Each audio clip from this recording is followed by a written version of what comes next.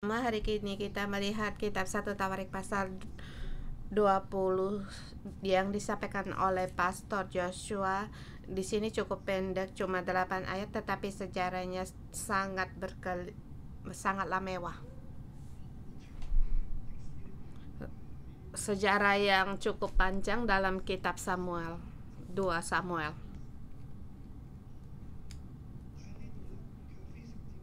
Tetapi di sini cukup sederhana. Sekarang di zaman penulis Tawarik, mengapa dengan ringkas menulis sejarah yang cukup panjang?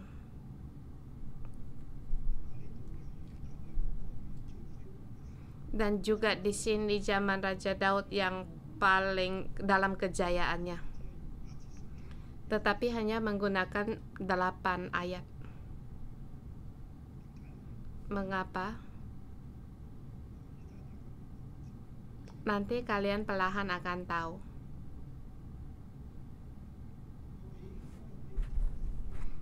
Dengan tema untuk di pasal ini saya kasih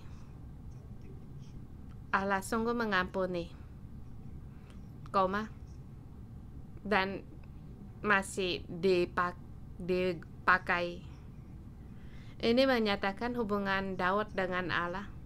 Daud sungguh mengampuni Daud. Allah memakai Daud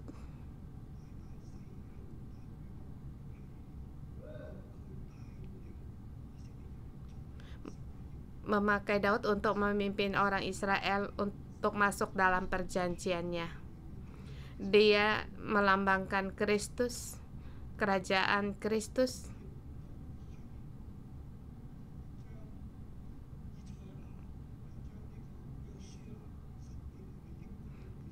dan juga menggenapi janji Allah kepada Yosua. 1 Tawarik melihat Daud seperti Yosua.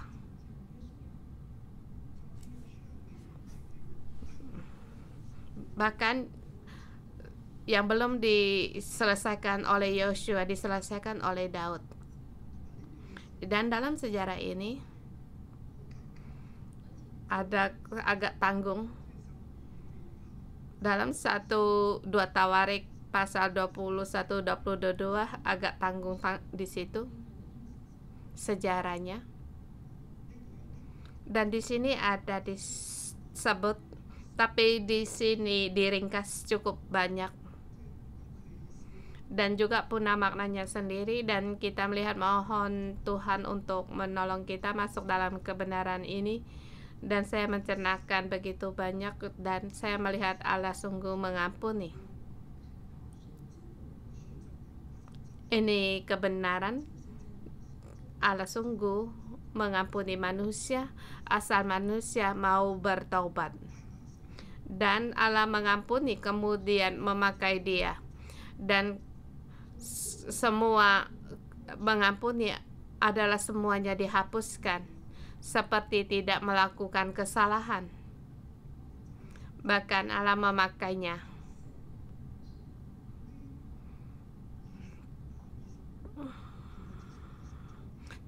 Satu Tawarik pasal 20. Secara positif dilihat, yaitu Allah memakai Daud.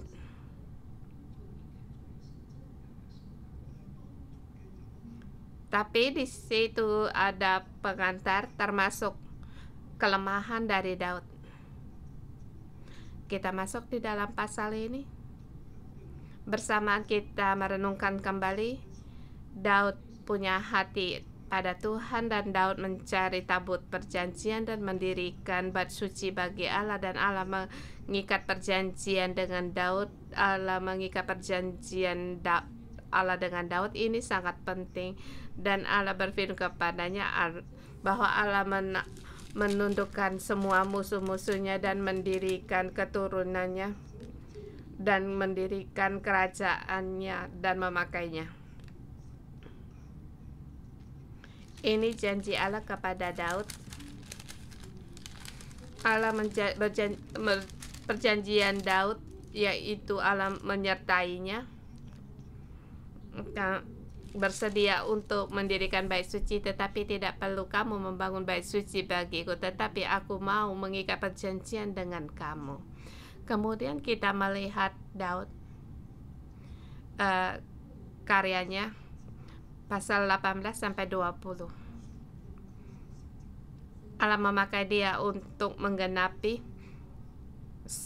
Di pasal sebelumnya, di situ dia mengalahkan orang Amon. Dia berperang melawan orang Amon dalam 3 kali pertempuran.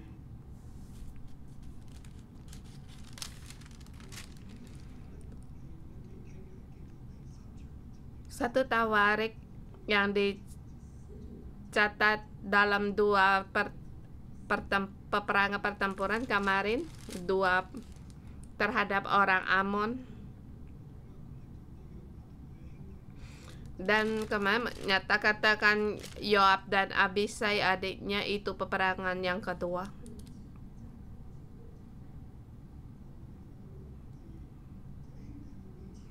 Yang kita katakan bahwa bersaudara harus saling membantu dan juga bersatu hati, bisa meraih kemenangan, dan harus sungguh-sungguh percaya akan janji Allah, seperti kemarin yang diterangkan.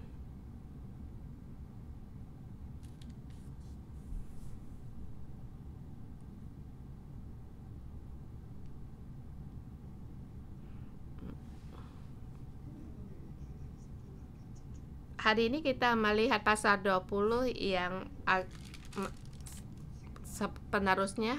Di sini menang pada orang Amon dalam pertempuran yang ketiga. Ayat 1 sampai dengan 3.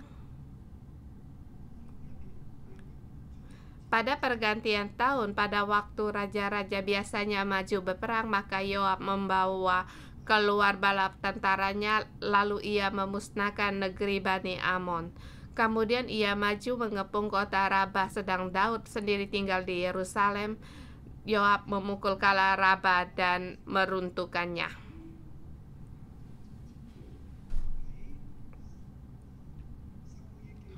Di dalam 2 Samuel pasal 11 ayat 2 sampai pasal 16 pasal 22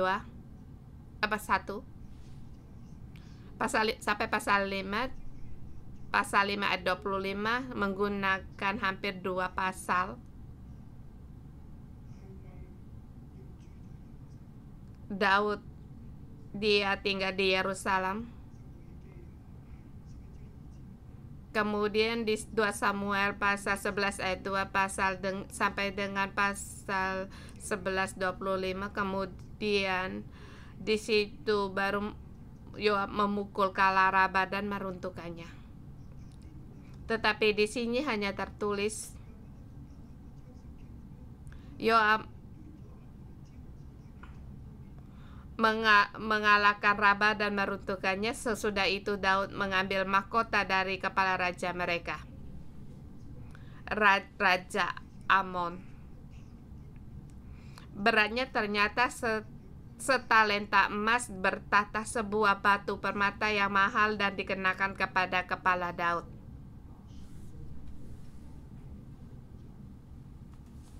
Kemudian dia mengangkut banyak orang jarahan dari kota itu, dan mereka dipaksa mereka menjadi kuli.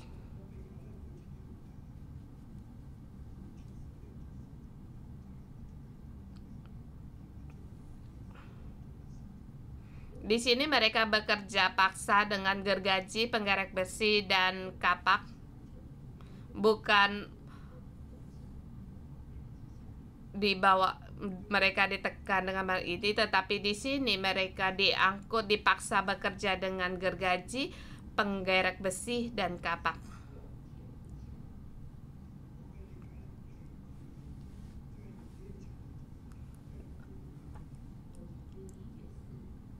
Jadi mereka dikerja paksa.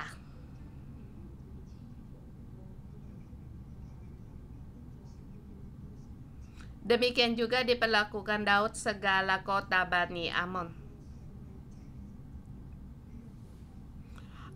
Daud menaklukkan negeri ini dalam peperangan yang ketiga. Kemudian Raja Amon mahkotanya diambil.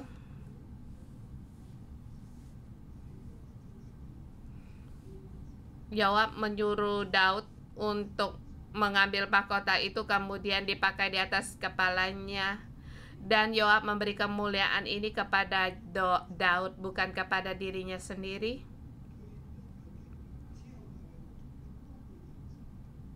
Maka kita melihat sesudah itu pulanglah Daud dengan seluruh tentara ke Yerusalem.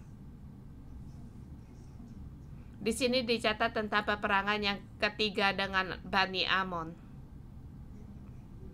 yang dibawa pimpinan Yoab, dan Daud tidak keluar berperang. Yaitu di zaman raja-raja maju berperang, biasanya maju berperang, tapi kali ini raja tidak maju dan panglimanya Yoab yang membawa bala tentaranya untuk bertempur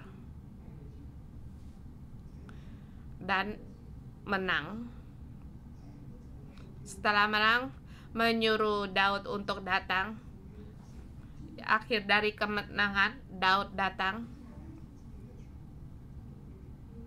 agar jangan semua jasa ini diberi kembali kepadaku. Daud, kamu datang, kemudian memberi. Akhirnya di sini serahkan kepada Daud. Dia hanya sampai pada arena. Daud tidak perlu berperang. Kemudian dia mengambil mahkota dan dipakai di kepalanya, dan semua bersama pulang ke Yerusalem. Jasanya ini adalah jasanya Yoab, tetapi kemuliaan kepada Daud atau kepada Yoab dan Daud. Tetapi di sini tertulis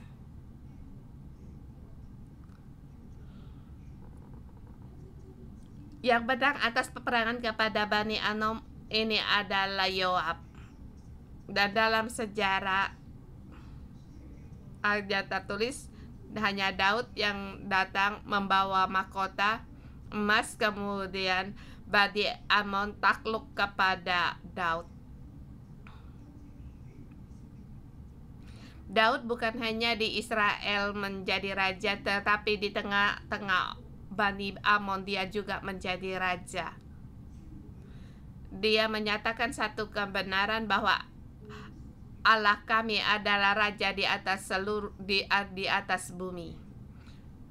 Dan mahkota yang berharga ini juga dipakai di kepalanya Daud. Daud mendapat kemenangan besar, bahkan kembali ke Yerusalem dan menulis sejarah ini. Tetapi di tengah-tengah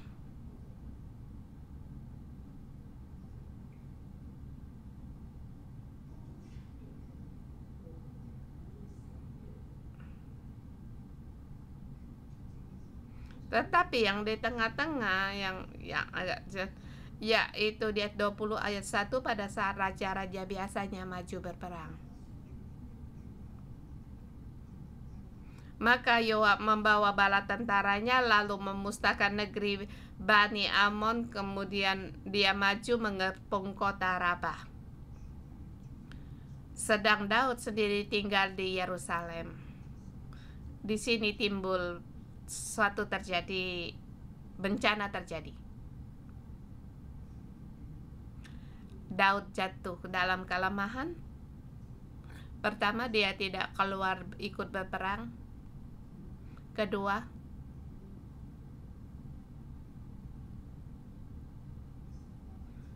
di sini dia dengan Batseba.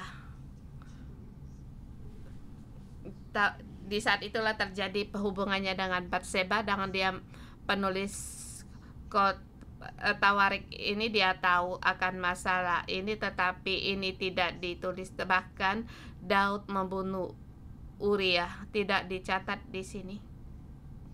Tidak dicatat, semuanya dihapus. Mengapa? Tetapi dalam 2 Samuel ada tertulis 1 Tawarik tidak menulisnya kembali. Menyatakan apa? Samuel dia ditulis lebih awal di zaman raja-raja. Sekarang mereka ini kembali dari pembuangan. Penulis Tawarik yang ingin menyatakan yaitu Allah tidak mengingatkan kembali dosanya Daud dan Allah memakai Daud. Walaupun Daud berdosa, tetapi dia bertobat. Pada saat Nabi menegur dia, dia tahu. Kemudian dia balik bertobat dan dia menyerahkan dirinya kepada Allah.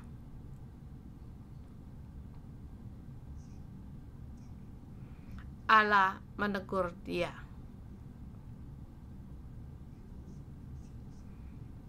Sebab memberi musuh menghujat Allah. Tapi Allah sendiri yang pikul. Dan anaknya Daud juga mati. Dia bertobat. Allah mengampuni dia. Allah memulihkan dia. Terus menjadikan dia raja. Dan terus dalam pimpinannya dia mengaku dosa. Allah mengampuninya. Dia di hadapan Allah berdoa puasa. Allah tidak mendengar doanya untuk menyembuhkan putranya.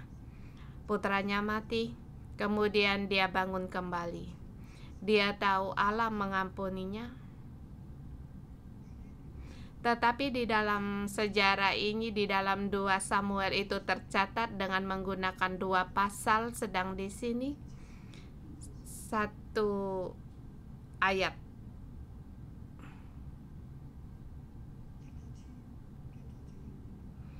Penulis Tawarik hendak menyatakan yang tercatat di 2 Samuel sejarah dari Daud. Daud berbuat dosa. Dia mohon Tuhan untuk mengampuninya. Kemudian dia bertobat. Tetapi sampai di dalam 1 Tawarik setelah orang Israel kembali dari pembuangan, Allah seluruhnya mengampuni Daud. Jadi waktu ditulis, dicatat ayatnya, ada yang dihapus. Hanya mencatat tentang jasanya. Jadi pada saat raja maju berperang, Daud tinggal di Yerusalem. Mengapa? Di situ ada tertinggal 1 tanda tanya. Memang ada perkara ini, tetapi Allah tidak mengingatkannya. Allah tidak mengingat dosa dan kejahatan manusia. Terbalik, hanya mencatat akan jasanya. Allah Daud terhadap Allah, dia baik terhadap Allah dan hatinya ada pada Allah, maka Allah terus menyertainya. Walaupun Daud berdosa dan dia kembali bertobat, Allah tetap memakai dia. Ini sejarah dari Daud. Tetapi sampai di dalam 1 Tawarik, mereka kembali dari pembuangan. Mereka tahu akan masalah dari mereka. Sebab dikarenakan dosa mereka diangkut ke pembuangan ke Babel. Disebabkan oleh dosa mereka, kerajaan utara 11 dari suku orang Israel mereka pun sudah tidak ada lagi. Hanya tinggal Bani Yahuda, hanya tinggal orang Lewi, hanya tinggal yang sisa-sisa yang kembali dari pembuangan. Bahkan kita melihat dari silsilah orang-orang yang kembali dari pembuangan yang dicatat dalam 1 Tawarik, dan masih terus dicari, bahkan ada suku pun sudah tidak diketemui lagi silsilah mereka seperti dari suku Dan. Tetapi sampai di saat ini orang Israel tahu mereka, walaupun kami berdosa, kami diangkut ke pembuangan, Allah menghukum kami, dan sekarang kami kembali dari pembuangan. Terhadap dosa kami sekarang kembali bertobat. Ini yang dibawa oleh Israel yang membawa kebangkitan besar. Mereka bertobat atas dosa-dosa mereka, sebab mereka tahu karena di pembuangan itu sebenarnya layak bagi mereka. Sekarang mereka kembali, ini karena Allah berkenan, dan terus mereka melayani Allah dan mengejar Allah untuk diam di tengah-tengah mereka, sebab mereka tahu di sini penulis yang ingin disampaikan oleh penulis 1 Tawarik. Walaupun kita berdosa seperti Daud, tetapi Allah tetap masih bisa memakai kita. Dan yang kita harus mengaku dosa dan mohon Tuhan untuk mengampuni kami, dan Allah sungguh mengampuni kita seperti mengampuni Daud. Sejarah pun yang dihapus hanya mengingatkan jasa-jasa Daud. Dan di sini dalam 3 ayat ini, Daud di negeri orang bangsa asing pun menjadi raja, dan sejarah dia berdosa itu dihapus. Tetapi hanya tinggal sedikit tanda. Daud biasanya raja maju berperang, dia tidak ikut berperang, akhirnya dia jatuh dalam dosa, tetapi Allah mengampuni dia. Dan penulis Israel berkata kepada orang Israel, hai orang Israel, walaupun kita berdosa, walaupun kita lemah, kita mengaku dosa, kita bertobat, Allah akan memulihkan kita dan memakai kita seperti Daud di masa itu dipakai oleh Allah. Sesungguhnya Bani Amon dalam perang yang ketiga, di saatnya Daud jatuh dalam dosa, dia tinggal di Yerusalem, dia jatuh dalam kelemahan, tetapi peperangan ini masih tetap meraih kemenangan. Asal manusia bersedia untuk mengaku dosanya, Allah seluruh mengampuni. Jadi saya sebut Allah sungguh-sungguh mengampuni, dan bahkan masih dipakai bagi Daud, bagi Israel di masa itu. Mereka kembali dari pembuangan, Allah mengampuni dosa-dosa mereka.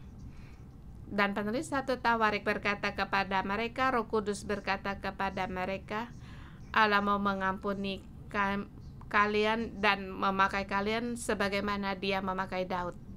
Dan bagi kita pun sama, setiap orang tidak ada yang sempurna, bahkan saya sendiri pun tidak sempurna.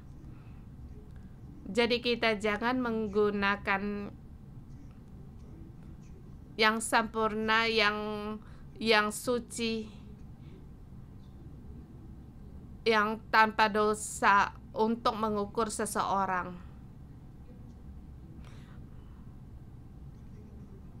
Terhadap pendampingmu juga demikian, terhadap anggota selmu bersama, dan terhadap ketua selmu juga sama, dan terhadap para pastoral juga iya.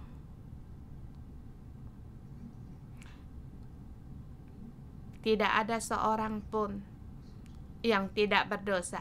Hanya satu orang yang tidak berdosa, yaitu Tuhan Yesus. Semua orang berdosa.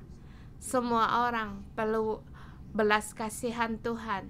Dan di sini kita melihat anugerah Allah. Allah memberikan berbelas kasihan kepada Daud. Tuhan berbelas kasihan kepada semua orang yang kembali dari pembuangan dan juga bagi kita setiap orang yang sekarang. Tetapi kita harus bisa untuk mengaku dosa dan mohon Tuhan untuk mengampuni dosa-dosa kita.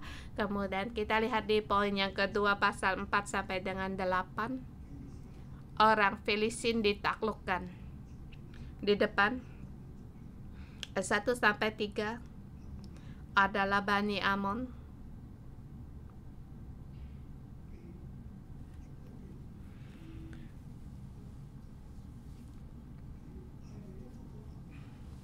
Daud menjadi raja atas orang Amon. Dan Bani Amon ditundukkan. Demikian juga orang Filistin juga ditundukkan. Orang Filistin di zamannya Daud orang yang sulit untuk dikalahkan. Di zaman Yosua juga sulit untuk dikalahkan. Kita lihat dalam sejarah ini ayat 1 sampai dengan 8. Di sini membunuh 3 orang keturunan raksasa. Dan siapa saja orang situ? Pertama Sipai, ayat ke-4. Ayat ke-5, orang Gad, Lahmi. Sipai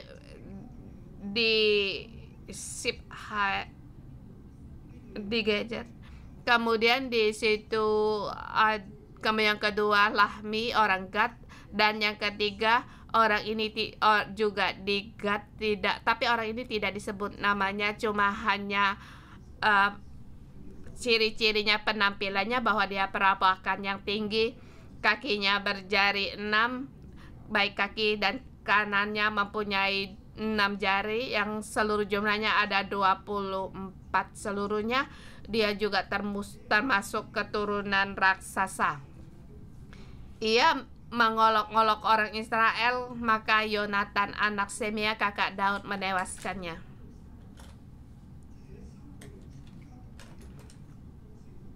Orang-orang ini termasuk keturunan raksasa di Gad. Mereka tewas oleh tangan Daud dan oleh tangan orang-orangnya. Mereka tewas oleh tangan Daud dan oleh tangan orang-orangnya. Mereka adalah orang raksasa yang di Gad. Mereka juga keturunan dari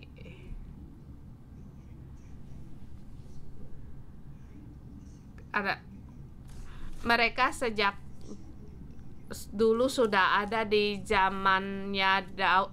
Yosua juga sudah ada di situ. Kita lihat di Yosua pasal 20.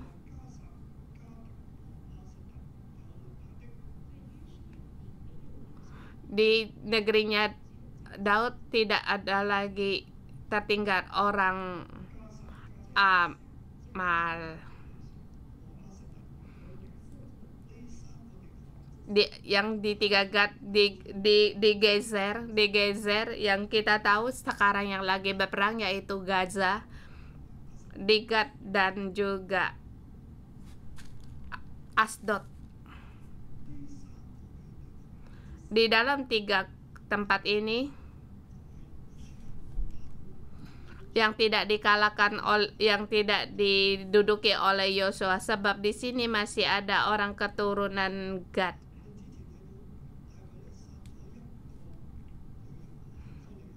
Dulu kita melihat Daud mengalahkan 1 orang raksasa yaitu Goliat. Di zaman Yosua dia menaklukkan tempat-tempat itu, hanya tinggal 3 orang ini. Di situ masih ada orang raksasa yang tidak dimusnahkan, dan sekarang di zamannya Daud, raksasa orang Filistin, walaupun Daud telah membunuh satu orang Goliat, tapi masih ada saudara dari Goliat dan orang-orang yang lain, dan suku-suku orang mereka adalah keturunan orang Enak yang di tempat Gad dalam 3 tempat, di Geser, di Gad, dan di As. Dan bagaimana orang ini? Mereka yang membahayakan orang Israel.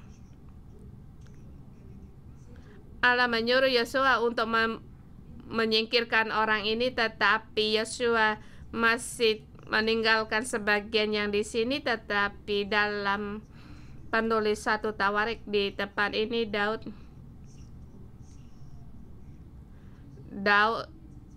dan orang-orangnya membunuh 3 orang raksasa.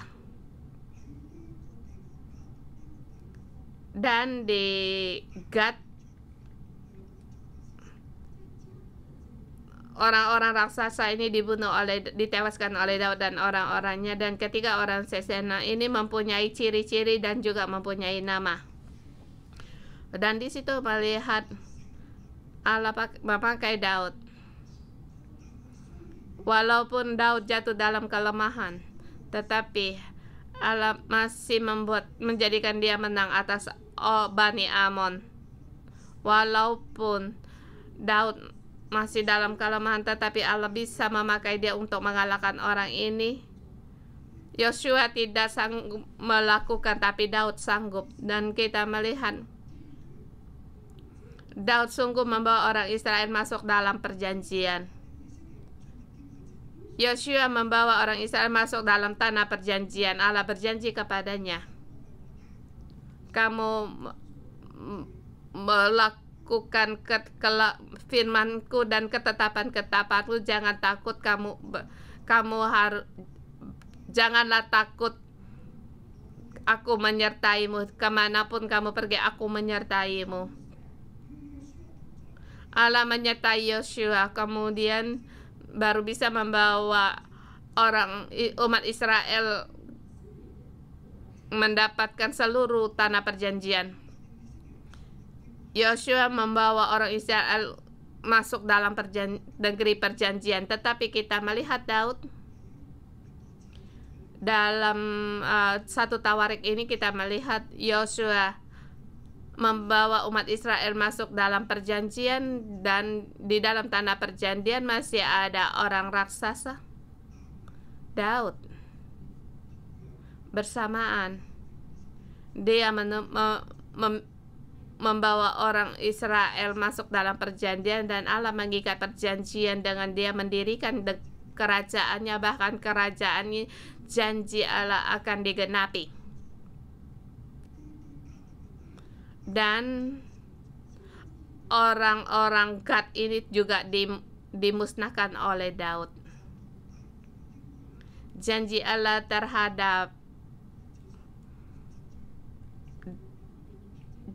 terhadap Daud dalam 1 Tawarik di sini di pasal 17.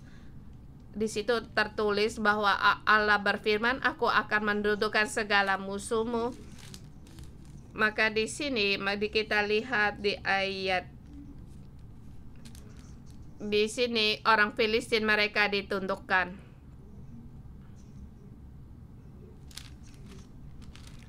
Di janji Allah terhadap Allah, aku juga akan menundukkan segala musuhmu, dan kata tunduk di sini dalam satu kata, yaitu ditundukkan dengan orang Filistin. Sama di Filistin banyak orang raksasa di dalam, dan orang raksasa itu datang dari Filistin, dan tempat ini sekarang telah ditundukkan, dan orang-orang ini telah ditundukkan. Janji Allah pun digenapi, dan sampai akhirnya yang tidak dilakukan oleh Yosua, yang tidak sanggup lakukan, Daud lakukan. Allah menyertai Daud. Jadi pada masa itu memberitahukan kepada orang Israel kembali dari pembuangan, memang kita punya dosa, kita mengaku dosa, tetapi Allah tetap bisa memakai kita seperti memakai Daud, bisa menaklukkan semua orang raksasa. Bahkan Daud membawa kita masuk dalam perjanjian. Sesungguhnya Allah menggenapi janjinya terhadap Daud dan juga terhadap kita, terhadap janji Abraham dan juga kepada Daud. Dan kita pun di tempat ini kita bertobat, kita kembali melayani Allah, kan kita kembali menerima perjanjian ini. Dan kita bisa masuk di dalam perjanjian ini, dan di sini dikatakan di ayat keempat, orang-orang ini termasuk keturunan raksasa di Gad. Mereka tewas oleh tangan Daud dan oleh tangan orang-orangnya.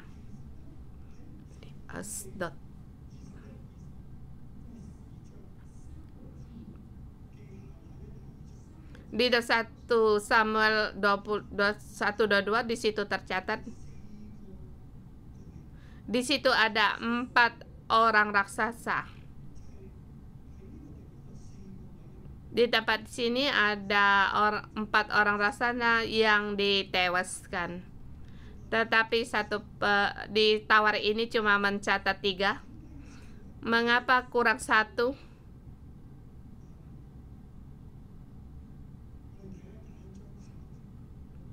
Kita melihat 2 Samuel 21 ayat 21, dimulai dari ayat 15. Ketika terjadi peperangan antara orang Filistin dan orang Israel, maka berangkatlah Daud bersama dengan orang-orangnya lalu berperang melawan orang Filistin sampai Daud menjadi letih lesu. Yisbi Benob yang termasuk keturunan raksasa, berat temboknya 300 shikal tembaga, dan ia menyandang pedang yang baru, menyangka dapat menewaskan Daud.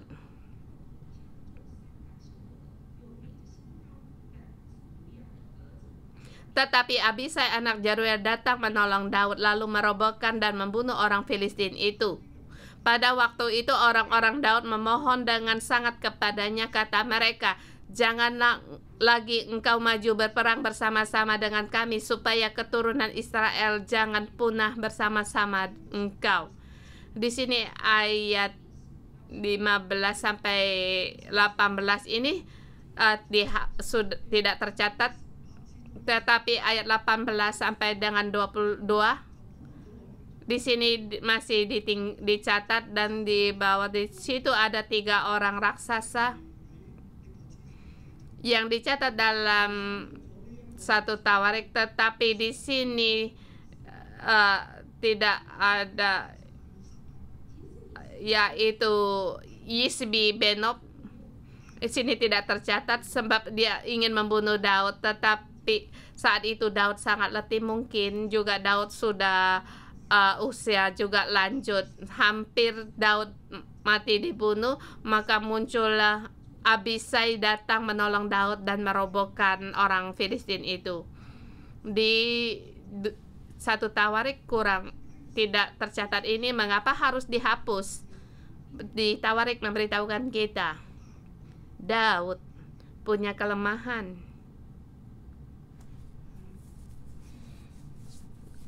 Dia letih lesu. Sampai di sini dia sudah letih lesu, dan para tentara prajuritnya berkata untuk dia jangan untuk maju berperang bersama mereka. Dan sampai pada akhirnya orang-orang ini orang keturunan raksasa Gad, mereka ditewaskan oleh tangan Daud dan oleh tangan orang-orangnya. Di sini satu kebenaran baik dari 1 sampai 3 yang Yoab yang menundukkan Bani Amon, dan ayat 4 sampai 8 Jusuni juga di tengah-tengah banyak menaklukkan, menundukkan orang Filistin. Di sini memberitahukan kepada kita, walaupun jatuh dalam dosa, saat bertobat, Allah tetap memakai mereka. Jadi dalam segala jasa, di segala tempat ada bagian dari Daud. Bahkan Daud menjadi raja atas Bani Amon, membawa tentaranya kembali ke Yerusalem. Dan di pasal di ayat 20 ayat ke-8, Daud dengan orang-orangnya menewaskan orang raksasa di Gat. Nama Daud juga ada di situ. Allah mengikat jasa-jasa Daud. Jadi walaupun dia ikut dalam perang dalam memerangi orang raksasa ini, bahkan hampir saja dia dibunuh oleh orang raksasa ini, tetapi Allah berfirman Daud berjasa dalam satu tim saling menolong, seperti yang dikatakan dalam kitab pasal sebelumnya. Jika aku ada bahaya, kamu menolongku. Kalau kamu punya bahaya, aku menolongmu. Ini adalah satu tim, satu kelompok yang sehati. Sekarang Daud sudah letih lesu, tetapi perang harus tetap berperang, dan orang raksasa harus juga dimusnahkan. Daud tidak sakit, tetapi para timnya yang bangkit berangkat dan bersama menulis, dan juga nama Daud ditulis untuk mengingatkan, dan orang-orang yang bersamanya dalam timnya, Yoab, Abisai, orang-orang yang mengikuti mereka, semua ini juga tertulis, dan nama Daud ada di sini. Di dalam satu tim ada di situ, semua pun berjasa. Allah mengingatkan mereka. Kita pun harus tahu, pada masa itu orang juga harus tahu bahwa Allah mengingatkan, walaupun kita jatuh dalam kelemahan, tetapi kita harus bersama, dan kita kembali. Apakah kita orang sempurna? Kita tidak akan berdosa, bukan kita, tetapi kita harus saling membantu. Kita harus bersatu bersama. Kamu punya kelemahan, aku menolongmu. Aku punya kelemahan, kamu menolong aku. Kita sama-sama punya kelemahan, aku pun datang untuk membantumu. Amin. Allah mengingatkan, demikianlah kerajaan Daud didirikan. Demikian juga kita hari ini mendirikan kerajaan Allah, harus demikian. Dan adakah kamu melihat bagaimana kita mendirikan kerajaan Allah, mendirikan pohon kehidupan, menanamkan pohon kehidupan, yaitu harus di hadirat Allah. Kita punya kelemahan, kita harus mengaku dosa, dan kita harus saling membantu, saling menolong. Hati kita harus pada Allah. Amin. Kiranya Tuhan memberkati kita. Amin. Mari kita bersama menyembah Tuhan Allah kita. Haleluya. Tuhan memberikan anugerahnya di dalam hidup kita, mengampuni kita.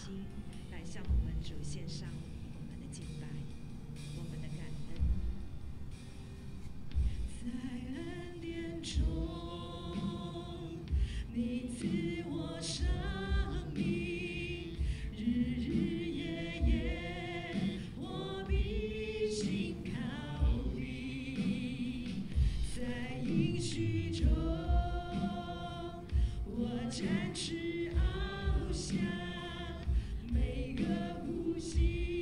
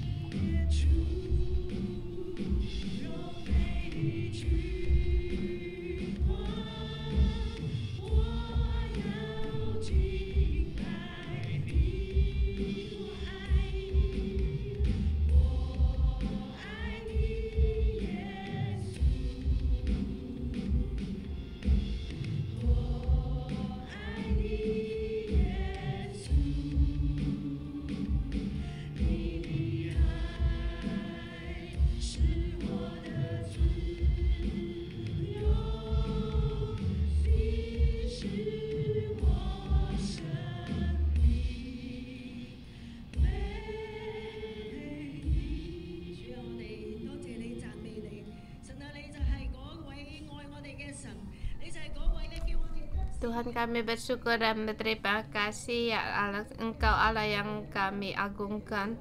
Engkau tidak mengingatkan akan dosa kami. Tuhan, kami pun seperti Daud, kami sering-sering jatuh dalam dosa-dosa, tapi Tuhan Engkau bersedia untuk mengampuni kami. Dan pada saat Daud dia bertobat, mengaku dosa, dan bersedia di hadapan Tuhan untuk mohon pengampunan. Ya Tuhan Allahku, Engkau mengampuni dosanya dan Engkau terus memakai Daud dan orang-orangnya sehingga mereka menang atas mengalahkan orang Israel, orang raksasa. Tuhan kami, Engkau Allah yang mau mengampuni kesalahan-kesalahan kami.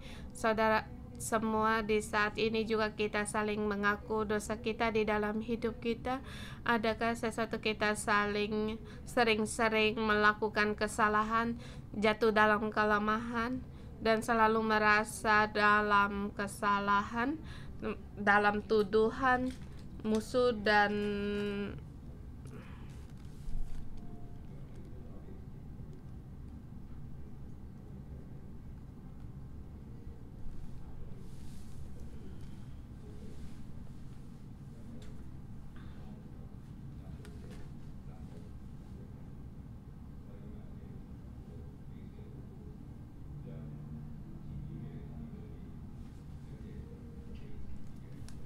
kita mengaku kesalahan kita yang selama ini seperti menuduh dalam hidup kita.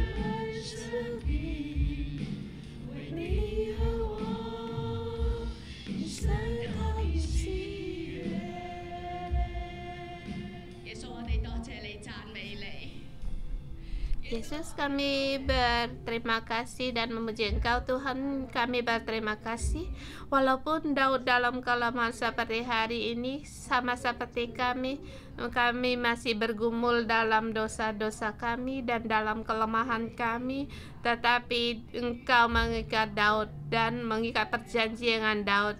Tuhan, janji ini bukan hanya pada Daud dan bersama juga ada di tengah-tengah kami. Tuhan, aku berterima kasih. Terima kasih Engkau memilih kami. Terima kasih Engkau di dalam zaman sekarang membawa kami datang ke gereja dan ada di bawah pohon kehidupan, dan kami bisa mengenal Roh Kudus. Kami bisa di bawah pohon kehidupan dan dimulai dengan yang baru. Tuhan, ini janji-Mu. Engkau Allah yang memberikan kasih sayang-Mu, Maha Pengasih, Maha Penyayang.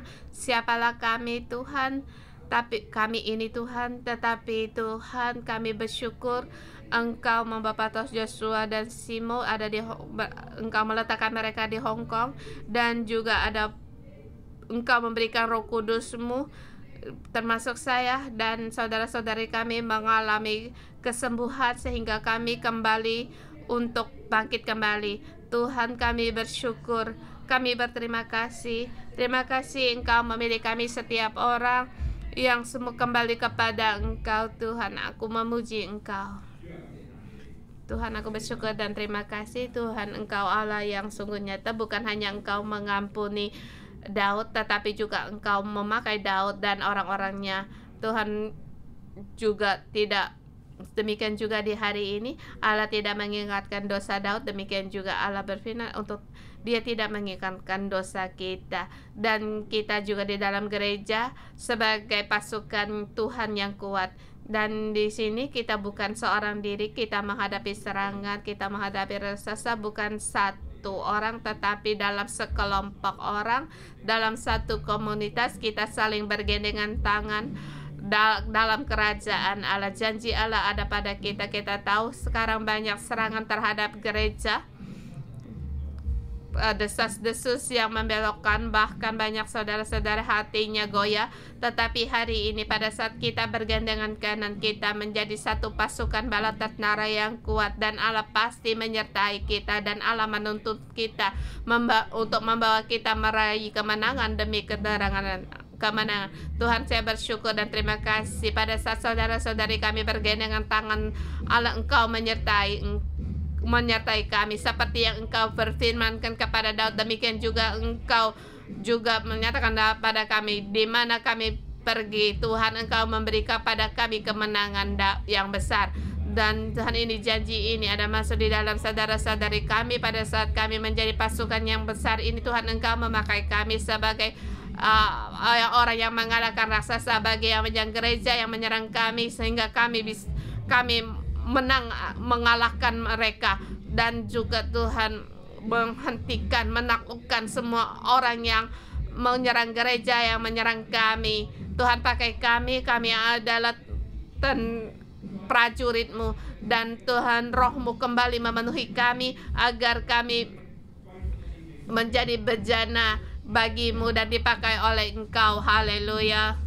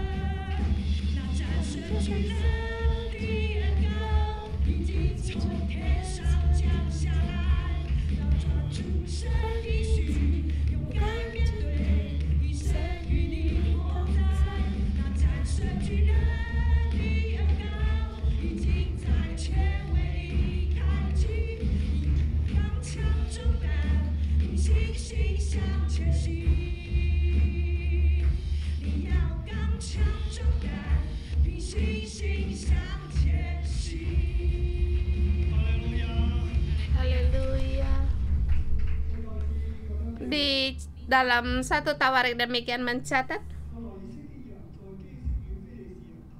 sesudah itu timbullah pertempuran melawan orang Filistin di Gezer. Pada waktu itu Sibhai orang Husa memukul kepala Sipai, seorang dari keturunan raksasa, dan mereka ditundukkan.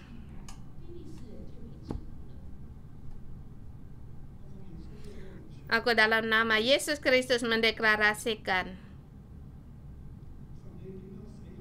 Allah, bagaimana Engkau memakai Daud dengan orang-orangnya, bagaimana Engkau mengampuni dosanya Daud dan terus memakai dia semaksimal mungkin. Demikian juga kami masuk dalam kebenaran ini. Engkau mengampuni segala kelemahan kami, pakailah kami dalam bersama orang-orang kami, dan bersama juga Engkau menaklukkan orang Farisi dalam kami, orang Amon, Bani Amon, bangsa-bangsa asing, segala kuasa kegelapan, semua itu ditaklukkan.